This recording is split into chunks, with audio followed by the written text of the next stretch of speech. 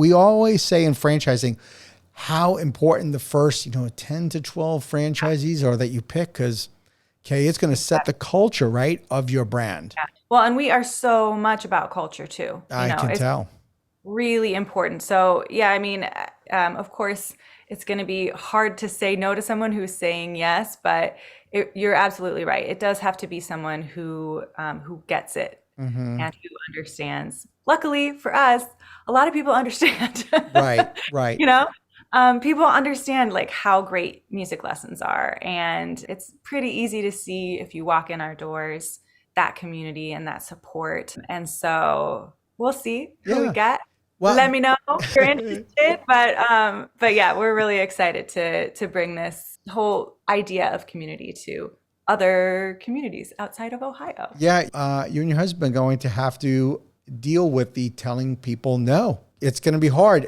It was never easy. It wasn't easy for me. It hasn't been easy for anybody when you're starting out, Yeah. because you want to grow this thing and you're like, but I want this person to be really good. Like I like them. I quickly found out that just because I liked somebody didn't necessarily make them to be the right franchise owner. And then the other thing is, when you're starting out, the first 10 franchisees or 12 or 25, they are going to be a little more entrepreneurial. Let's face it, they're going to be risk takers. For them to take a chance on you, Totally. right? They're a little more willing to take a risk than somebody who's been around, who's going to be your 100th franchise. That person's going to look totally different.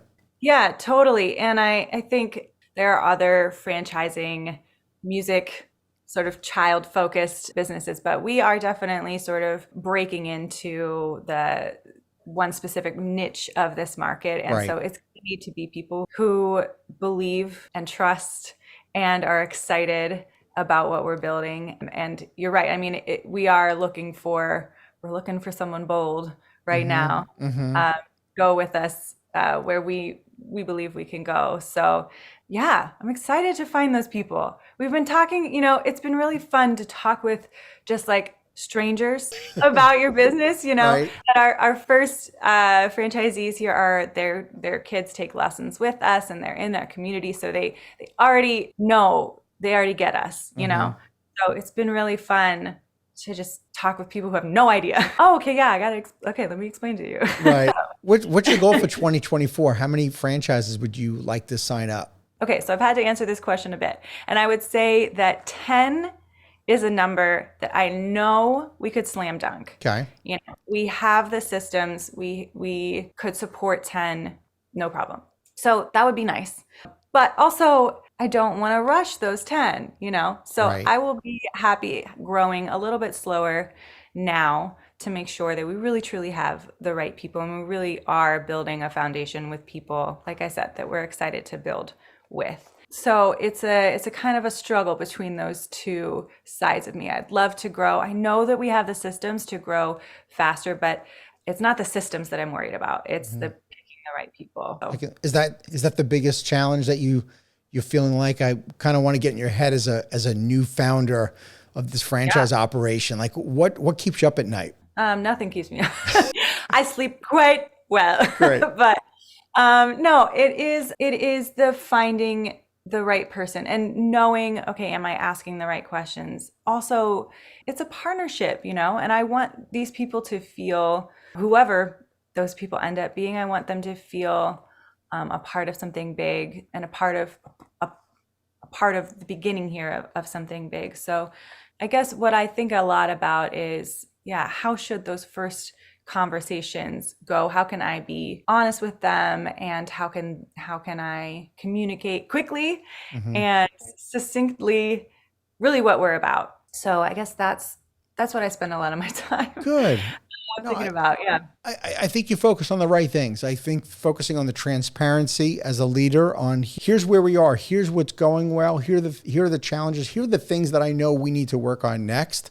I think puts people's minds at ease, especially if you're looking to invest in a franchise, because as somebody that's looking to invest as a potential franchisee, I just hear, oh, you're a franchise, and assume you've got all the systems and process together, which you do have you have the Musicologie method, you have your software, and you have a lot of things, but let's face it, still you will be new. And I think just communicating that and absolutely embracing who you are, embracing the core values.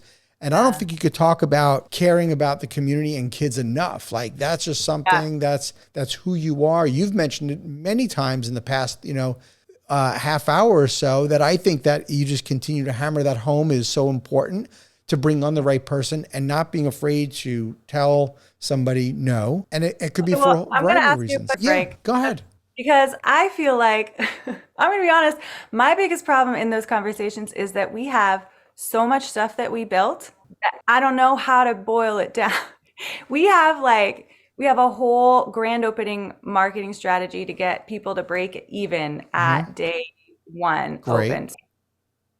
Complex, like a whole fully fleshed out day by day to-do list, grand opening marketing plan. And we have social media guides and email marketing strategies and business to business partnership strategies. And we have digital ads is just like we plug you into our ads that are already functioning. You just say how much, and we have that all really dialed in. We just have so much stuff. We have our software. Right. We have our curriculum and teacher tools for finding them. We have teacher auditions. You see what I mean? Like, I just can't, I feel like I want to be like, okay, yes, we are brand new, but we have 6 locations and we are running them already off of all of these systems. So that's my struggle, is how do I narrow this down? Because I could get bogged down talking about that, but really what I want to talk about is the kids, But I think first of all, everybody has to plays a different role, right, in your company. Your husband's the CEO, so he's going to be talking about the vision of the company probably, and be talking about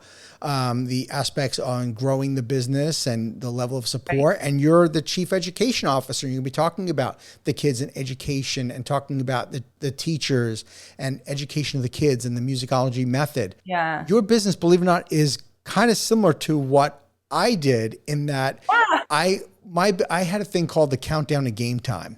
And what it was 120 days from the time you came to training to opening day. So for me, I had so many tools and there was so many things that I needed to teach you. But I think, hey, what helps people is we want to teach them in the order of which they need to know. Because your franchisee doesn't need to know everything day one. They need to know what's relevant today. So we know, number one, the most important thing is they're going to have to get customers, right?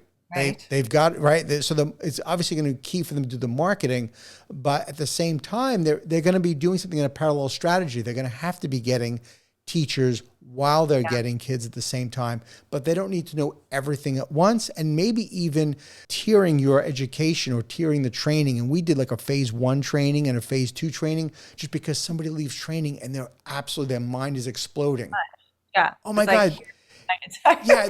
They would come into training day 1, phase 1, day 1. They're super excited. They're nervous. They don't know what they don't know. And we're kind of easing them in. And by day 5, you can see sort of the glazed over look, don't feed me any more information. And but they're super excited. They want to run through that wall to get started. But we know we haven't given them everything. But this is where you and your experience comes in, where you have to temper and say, I need them to know this right now. I need them to know this for the next 60 days.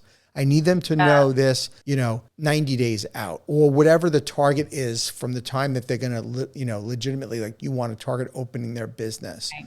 So I think that comes with, it's going to come with your own experience for having these 6 company locations, which is amazing because, again, they're partnerships. They weren't just you and your husband running them. You're going to kind of feel your way around when you're teaching people. Do they have that glazed over look? Did I give them too much?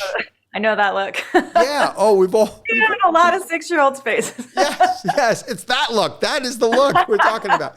So don't like that look. No. So it is going to be in timing. So you guys will temper it and say what do they need to know now? Yeah. I think you're right. And I think and in those very first conversations, just being like, yes, we have systems for that, rather than I don't have to go into, here's how a teacher audition go, Right. And they're going to ask you those questions probably in Discovery Day or through the sales process. Well, you're going to be happy to share everything with them, But then when it comes time to training, that's when you're going to have your own system for when they need to know. Because you want them to know everything at once, but they just can't. They can't digest it all. Like, I've made all this stuff here. Right. But they won't be able to digest it all. And that's fine. I think though, if you hit a lot of the headlines, the headline you said earlier, I thought was great. And that was something about making them profitable by grand opening or something like that. Yeah. I mean, it's really what you just said. It's a 270-day plan to break even by day one. Thank you for tuning into the Emerging Franchise Brands podcast. For additional insights, guest applications, and to stay connected, visit us at efbpodcast.com. The Emerging Franchise Brands podcast is for entertainment purposes only, and the views expressed do not necessarily represent those of Emerging Franchise Brands, its host Frank Fiume, or Emerging Franchise Group, LLC. Any discussed franchise or investment opportunity requires thorough investigation, obtaining proper disclosure documents, and expert consultation before making any investment decisions. The podcast and its host do not offer professional advice or endorsements, and they hold no responsibility for actions, representations, accuracy, or consequential damages related to the podcast content.